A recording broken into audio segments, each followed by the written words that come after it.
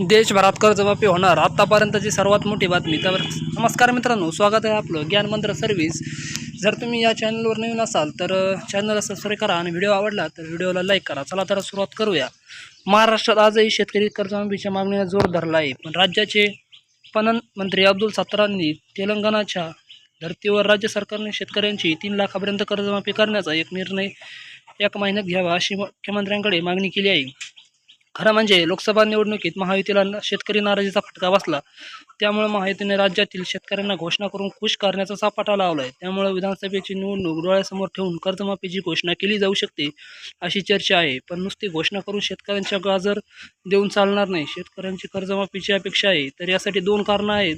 मागच्या वर्षी दुष्काळातील देशांतील बहुतांश भागावर पळून निघाला, तर काही भागात अवकाळी अतिवृष्टीने शेतकऱ्यांचा हातातोंडाशी आलेलं पीक हिरावून घेतलं. त्यामुळे शेतकऱ्यांची आता उत्पादकता घटली आहे.